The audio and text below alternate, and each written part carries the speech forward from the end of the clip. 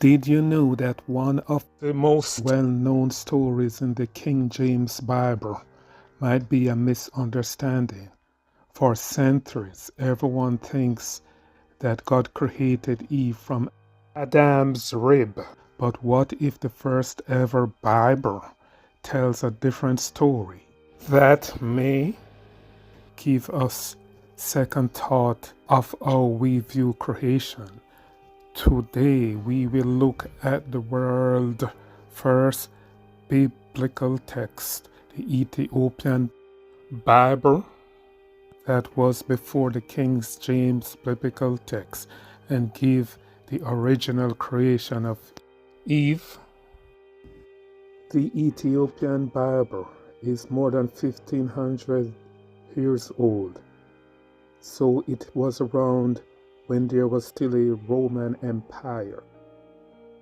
In the Ethiopian text, most of the world have never heard these stories. For instance, the story of Adam and Eve and creation is told in a completely different way.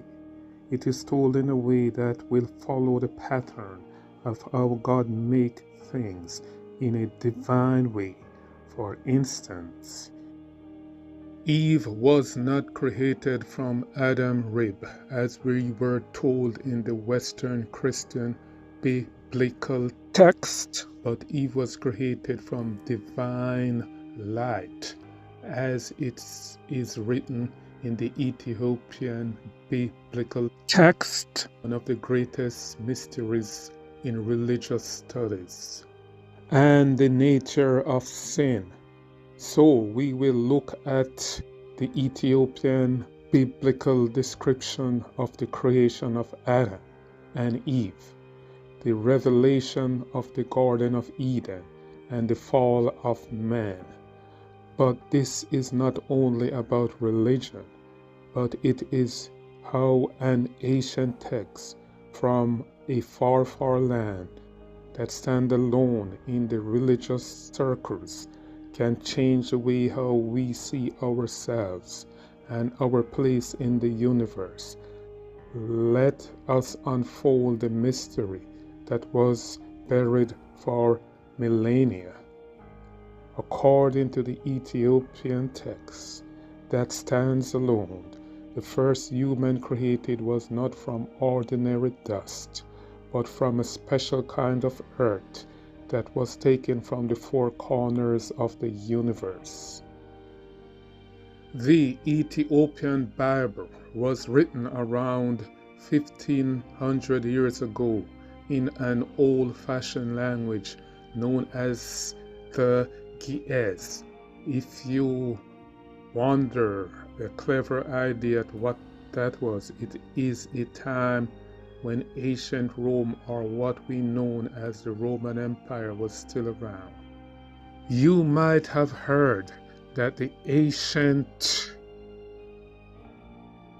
Ethiopian Bible is banned. That is far from the truth, because the Bible is currently in use in Ethiopia at the ancient Ethiopian Tewahedo Orthodox Church. The Ethiopian text has books like Jubilees, Enoch, and others, and were thought to be the lost for millennia, but they were not lost because they were preserved in the ancient Ethiopian Bible. In the book of Kings, in the Ethiopian text, it said that the Garden of Eden is a place where heaven and earth intersect, where divine light from heaven flows down like rivers of crystal. This is an entirely different description from the one that is in Genesis. But why are there a discrepancy? And why are they important? Each difference have profound implications of how we know our origins and relationship with the Creator.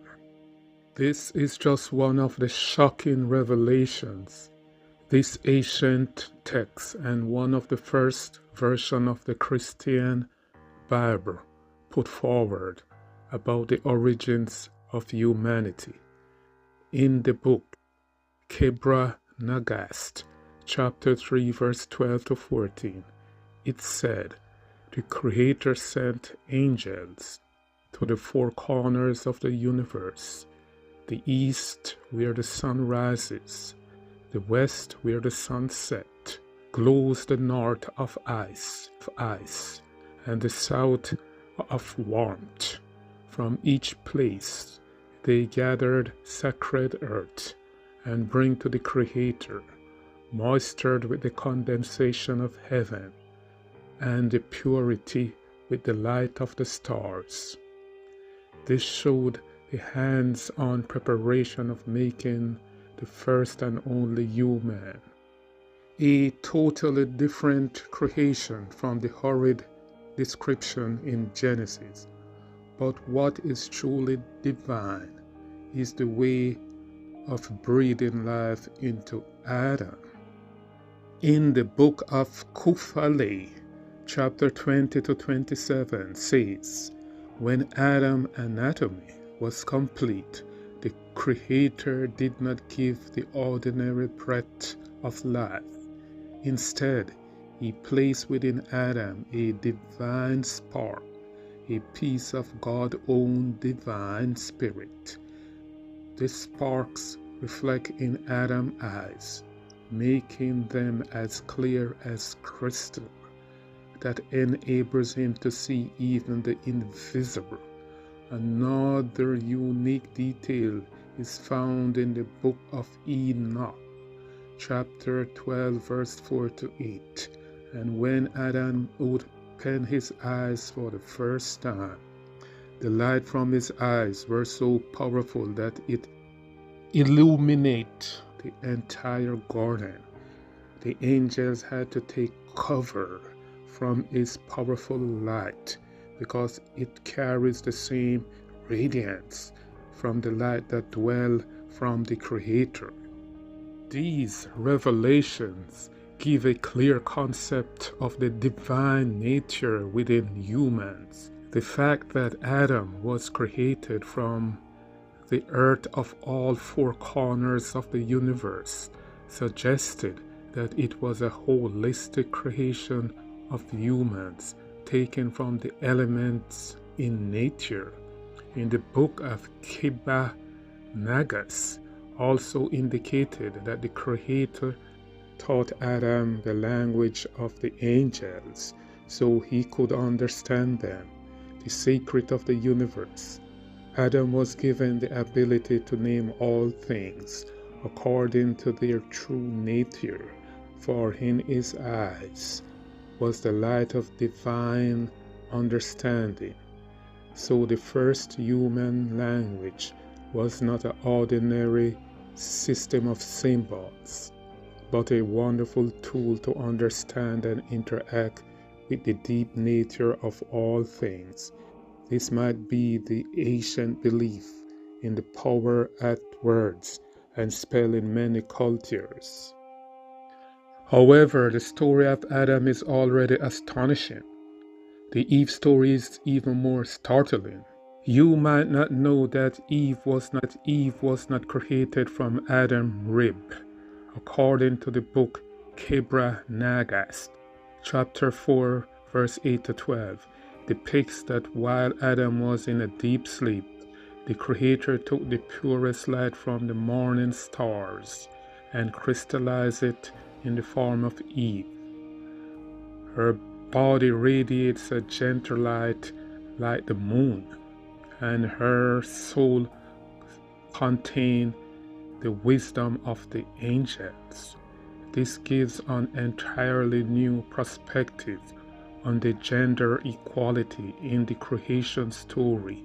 The book of Kufale, chapter 3, verse 4 to 7, giving insight in Eve's creation that she was not a part of Adam, but was from an independent creation. Having her own divine light and her own connection to the cosmos, she was given the ability to see things Adam could not see, and understand things Adam could not understand. A notable aspect is the relationship between Adam and Eve and the Creator. In the book of Enoch, chapter 15, verse 8 to 11, reads, "Every morning when the dew was still on the grass, they could hear the footstep of the Creator in the garden. His voice was like melodious music, and the light from his presence lit the entire garden." In the book of Kebra Nagras, chapter 5, verse 15 to 18, Adam and Eve could see the unseen, hear the voices of angels, and understand the language of all creatures. They could see the past and the future, for in their eyes was the light of divine wisdom. However, with those extraordinary abilities come great responsibilities. In the book of Kufale, chapter 20 to 23, with greater power came greater responsibility.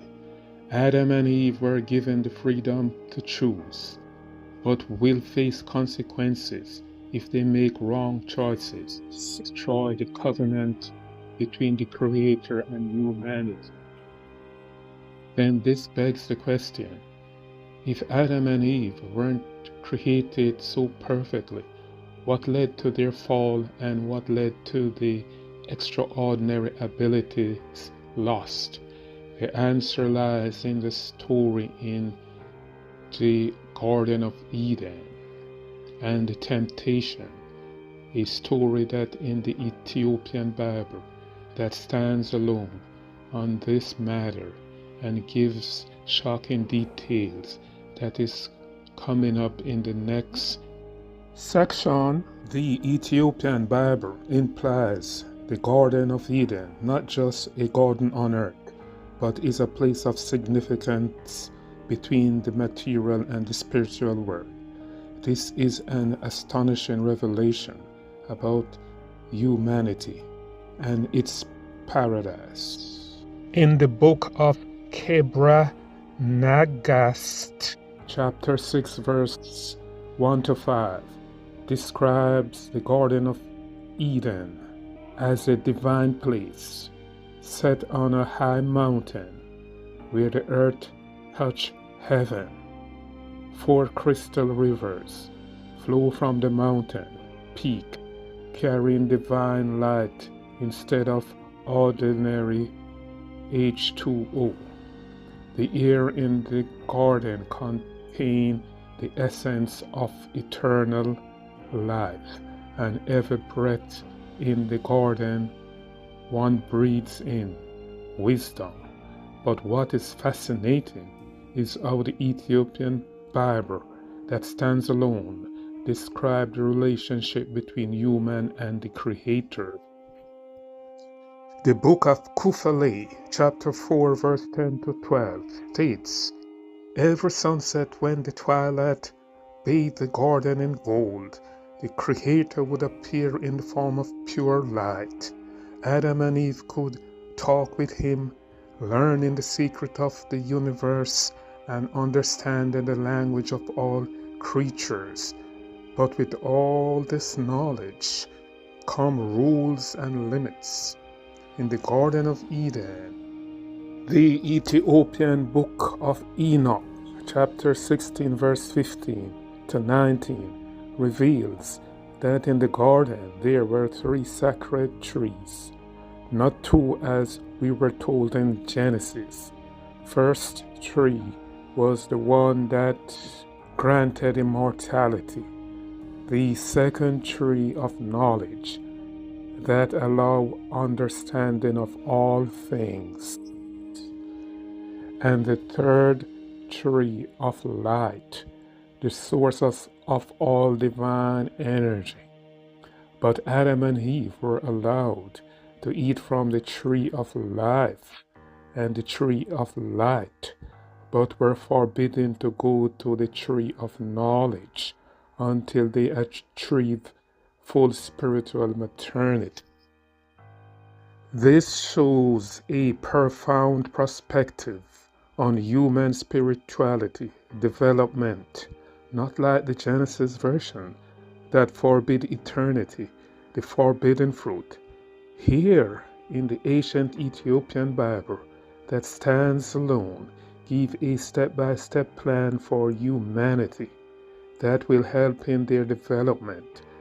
But what is very impressive is how the book of Kebra Negast, chapter 7, verse 3 to 7, describe the space in the garden. The ground in the garden was as clear as crystal, reflecting heavenly light. The flowers not only give off fragrance, but sings angelic music when the wind is blowing. Every creature in the garden shine with its own light and sound, but what truly amazing is how the Ethiopian Bible describes the process of temptation was not just a simple thing. The book of Kufale, chapter 5, verse 1 to 5, reveals the tempter appear in the beam of light, just like the angels, and did not just speak with words, but create optical illusion of the future and promises of unlimited power. Particularly interesting is how Eve was tempted in the book of Kebra Negast, chapter 8, verse 12 to 16.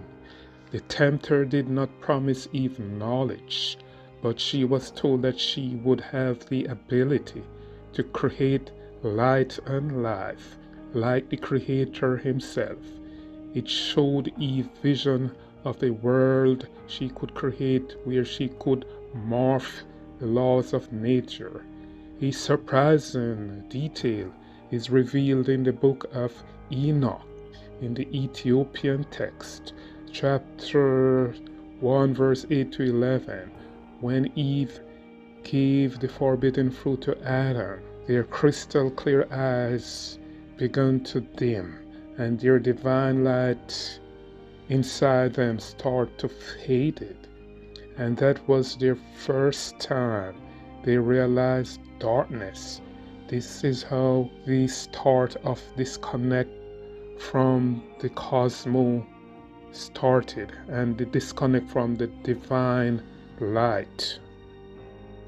Not only were they disconnect from the simulation, not only from the outside, but within their own souls. And this is a deep understanding of the nature of sin. It is not about breaking the Creator rule, but it is about losing a divine utilities. The book of Kebra Negast, chapter 9, verse 1 to 4, summarized when the Creator appeared in the garden that afternoon. Adam and Eve could not look at the Creator radiant, not because he had changed, but because they no longer can see the divine, and they are not connected to the cosmos and the simulation anymore to see the divine. These revelations give additional details to the story. We know they provide a new perspective on the consequence of sin and the fall, not as a simple act of disobedience, but is abandoning one divine nature for personal ambitions. Then this leads us to this question: if humanity was originally created with such extraordinary abilities, can we restore our divinity that we lost? The answer to this question lies in the next section that we look at the consequence of the fall and the road to redemption.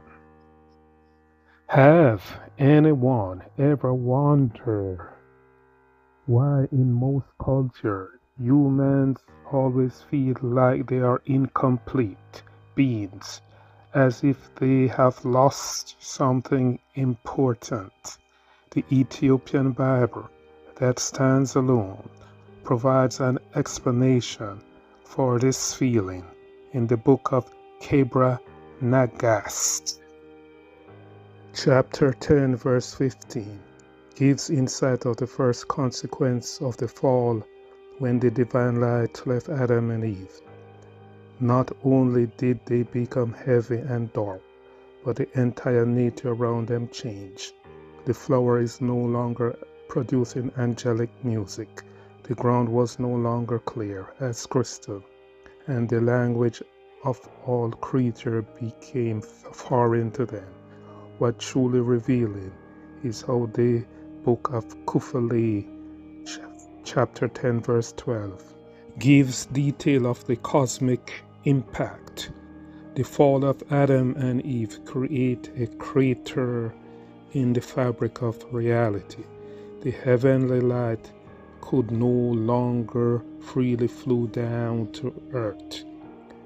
The 4 crystal rivers at the Garden of Eden eventually turned into ordinary water, and the distance between heaven and earth began to widen. This is a profound revelation of why the earth we live in seems to be missing something. It is not a spiritual issue, but a fundamental change in the structure of reality.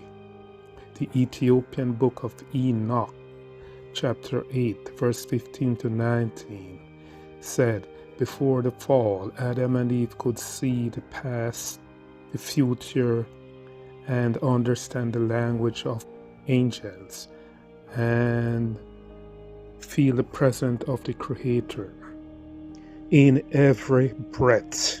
After the fall, they could only see the material world, and the memory of lost ability became a constant pain in their souls. A well-detailed event of this is found in the book of Kebra Nagast, chapter 1, verse 3 to 7. When Adam and Eve's eyes meet after the fall, they could not see each other's souls. They could just see the outer skin of their bodies. That's why the text said they realized they were naked, and that was not a physical nakedness, but the wellness of their souls were not connected anymore to the divine light. But freedom and responsibility was a lesson that the ancient Ethiopian texts reveal in the book of Kufale, chapter 7, verse 1 to 4, states that the freedom to choose is the most divine gift to the Creator gave to Adam and Eve, but it was also the greatest test. This choice didn't affect themselves, but shape all the fabric of reality.